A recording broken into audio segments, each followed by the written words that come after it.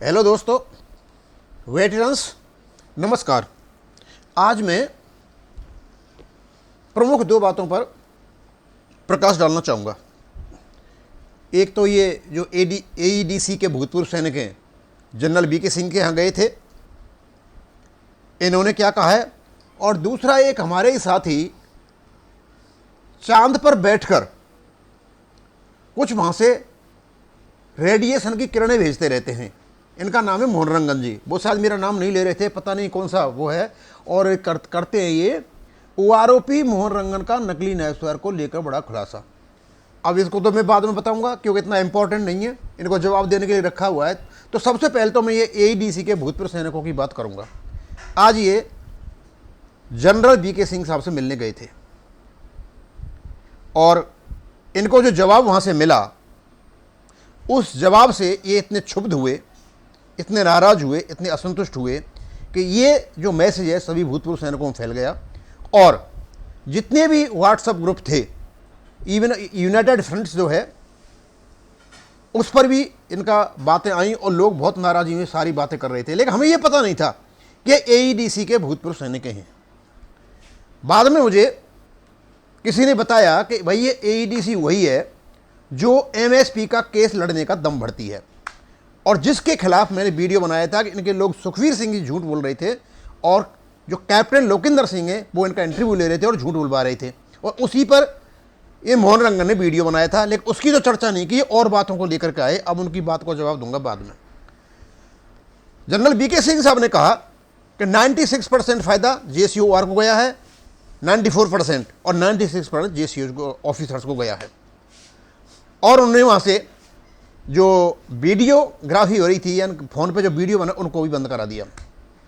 इससे ये भूतपूर्व सैनिक बहुत नाराज़ हुए क्योंकि इनकी प्रॉपर बात नहीं सुनी गई। हम पढ़ के बताऊंगा क्या हुआ था।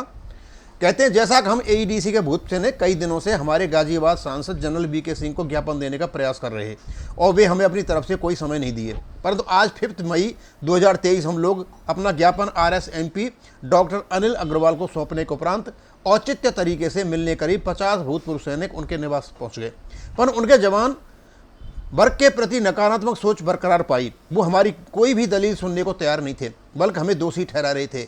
अब आप सोचिए वो हमारी मांगें आगे क्या रख पाएंगे। उन्होंने वीडियो तक नहीं बनने दी। इस मुलाकात के कुछ अंश आपने आकलन के प्रस्तुत हैं, सोचिए जरूर। और ये जो सैनिक जीवन के जो संचालक हैं भदौरिया साहब, ये उनके वीडियो से मैंने यहाँ ये क्लिप लिया हुआ है। अब मेरी बात समझ में नहीं आती कि जनरल बीके सिंह साहब ने जो रवैया दिखाया बिल्कुल एक गलत तरीका था, लेकिन जो लोग इसको देने के लिए गए थे, सबसे बड़ी बात यह है कि रिफ्यूटल क्यों नहीं कर पाए, ये खंडन क्यों नहीं कर पाए, ये सही तरीके से तर्कसंगत तरीके से जवाब क्यों नहीं दे पाए। भाई आपके बस की बात नहीं थी, मोहन रंगन जी को ले जाते ना। ये प्रतियोगिता के लिए ललकारने मेरे हर एक को ललकारते रहते हैं, इनका ग्रुप हर एक को ललकारता रहता है। और एक तो श्रीमान जी इनके ही साथ में सुबह शाम उठते बैठते खाते पीते हैं, वो नायक हरपाल सिंह जी, उनको ललकार रहे थे क्या नाम, general major general Satvir Singh साहब को, जो 100 जूते तू हार गया तो तेरे में पड़ेंगे और मैं हार गया तो मेरे में पड़ेंगे। मतलब जूते पे प्रतियोगिता करते, ऐसे ऐसे आदमी आपके पास इनको ले जाते। लेकिन मुझे अचंभा इस बात का हुआ कि ये एईडीसी ये दम भरती है कि एमएसपी का केस इनके वकील लड़ रहे हैं और फ्री लड़ रहे हैं, और एमएसपी के केस इनके साथ में वीर बहादुर सिंह जी अटैच हुए। तो झूठ बोलती है। हमने डॉक्यूमेंट से बता दिया कि इस केस को वीर बहादुर सिंह जी लड़ रहे हैं, ये नहीं लड़ रहे हैं, ये बाद में जाकर के अटैच हुए थे। और सबसे बड़ी बात ये हुई, यदि वकीलों का एक समूह जो 50 प्रतिनिधियों के साथ पहुंचता है, स्वाभाविक बात है वकील भी होंगे, और जवाब नहीं दे पाए, भाई ऐसा काम कहाँ जरूरत पड़ गई। तुम गए क्यों थे जनरल बीके सिंह साहब के पास कि आ बैल मुझे मार, कि जबरदस्ती आप उस चीज़ को अपनी बेइज्जती करा करके आप आगे। उनका रवैया है ऐसा ही है, ऐसा ही रहेगा। आप क्यों गए थे उनके पास, आपको जाना नहीं, और चले भी गए तो आपके पास सही तरीके से, अच्छे तरीके से, लॉजिकल वे से, रीजनेबल वे से, तर्कसंगत तरीके से जवाब देने का मादा होना चाहिए था। और तुम्हारे पास कोई तैयारी नहीं थी तो आपको जाना नहीं चाहिए था। और मुझे पता है कि आप किस ज्ञापन के साथ गएंगे, या एफबीए के उसी ज्ञापन के साथ गए थे जो 30/4/2023 को दिया था। वो झूठ का एक पुलिंदा है, उसमें बिल्कुल सच्चाई नहीं है। मैंने पहले भी कहा था, फिर मैं कह रहा हूं, अरे उससे क्या आप इनसे लड़ाई लड़ पाओगे, उस ज्ञापन से आप कोई लड़ाई नहीं लड़ पाओगे। वो बेकार का परिंदा है और भाई यदि ये संस्था वही है, कभी इसको कोई कपिल एडीसी कहता है, कभी एडीईसी कहता है, कभी एईडीसी कहता है, मुझे बताया गया है ये वही संस्था है जो एमएसपी का केस लड़ने का दम्भ भरती है और जा करके ये मतलब अपनी जनरल बीके सिंह के सामने जा करके मौकी खा के आ जाती है। अरे आजकल तो सैनिकों में बहुत ज़्यादा गुस्सा है, ये सही तरीके से प्रति उत्तर उनको देना चाहिए था। मैं ये नहीं कहता बदतमीजी करते, ये नहीं कहता अशिष्टता करते, बिल्कुल नहीं कहता, हाँ लॉजिकल तरीके से किसी व्यक्ति, लेकिन तुम में दम नहीं है क्योंकि तुम झूठ बोल सकते हो। यदि ये वकीलों की वही संस्था है जो बोलती है एमएसपी का केस लड़ने हैं, तो फिर तुम में कोई दम नहीं है। तुम क्या एमएसपी का केस लड़ोगे यार? तुम्हारे बस की बात नहीं है एमएसपी केस लड़ना फिर, यदि आप जनरल साहब को जवाब नहीं दे पाए तो। अब मैं इसको यही करूंगा। अब मैं एक श्रीमान के पास आता हूं, ये अपनी शकल बार बार चमकाते रहते हैं, पता नहीं कि शकल चमकाने का क्या वो अर्थ है। आज तो इन्होंने मुझे नकली सूबेदार बना दिया। भाई मोहन रंगन जी, आप एयरफोर्स क्यों, मैं आर्मी का हूं, हम धरातल से टिके हुए आदमी हैं।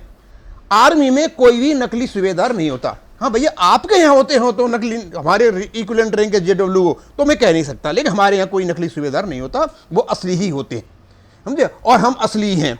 अब आपने कई प्रकार के चार्जेस लगाए, लेकिन जिस उपलक्ष्य में आप बोल रहे थे, यानी मैंने कहा था कि वो जो कैप्टन लोकेंद्र सिंह जी जो इंटरव्यू ले रहे थे वो झूठ बुलवा रहे थे, झूठ बोल रहे थे, फिर भी मैं कह रहा हूं, और मैंने दस्तावेज भी दिखा दिए, उसके बारे में आपने कुछ नहीं कहा। आप सिद्ध ये करना चाह रहे थे मैंने बहुत झूठ बोला है, यानी आप कभी झूठ नहीं बोलते। अब मैं तुम्हें एक एक करके झूठ बताता हूं तुम्हारी क्या क्या है। पहली बात, आपने कोई 5,000 रुपए वाली बात कही। भैया मुझे तुम्हारी 5,000 रुपए वाली बात का कोई पता भी नहीं है, मुझे ये तुमसे मैं पहली बार सुन रहा हूं। अब कहां से लेकर के आए हो, तुम में कोई बात हुई होगी, क्योंकि सबसे ज्यादा तुम्हारे चरित्र पर लांछन तुम्हारे साउथ वाले लोगों ने लगाई थी, और उन लोगों ने तुमसे रिजर्वेशन लिया था, लिख करके रिजर्वेशन दो, और तुमने रिजर्वेशन दिया था, और ये तुम्हारा मेल पड़ा है यहां पे। और जिस समय तुमने रिजर्वेशन दिया था उस समय शायद हो सकता है मैं ट्रेजरर हूं, लेकिन मैं जनरल सेक्रेटरी नहीं था। जनरल सेक्रेटरी में 2018 में जब अपना जो प्रभाकरन जी थे वो जब उसमें नहीं आए, उसमें एजीएम में, तो उस समय बना था। प्रभाकरन जी आज भी हमारे सदस्य हैं, प्राइमरी मेंबरशिप के हैं।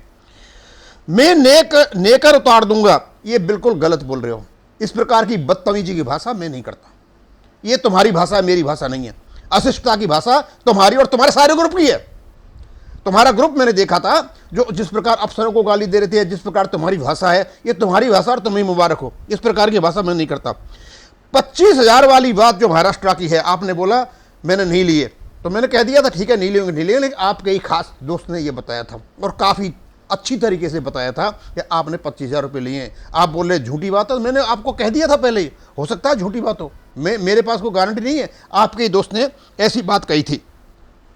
आप जंतर मंतर पर आते हो और जंतर मंतर पर जो पैसा इकट्ठा किया जाए उसमें से पैसा लेकर के आप हवाई यात्रा करते हो। ये मैं नहीं कह रहा, पूरे के पूरे पूर्व सैनिक आपके बारे में कहते हैं। अब मुझे पता नहीं मोहन जी ये सही है या गलत है, ये तो आप जानो, क्यों कि आदमी जैसा अपना जो इमेज बना देता है उसी प्रकार की इमेज की बातें हुआ करती हैं आपके बारे में। सब लोगों इमेज है कि साउथ से लोग आते हैं और आप ही आते हो, और आप जंतर मंतर का जो पैसा उससे लेकर के आप आते हो।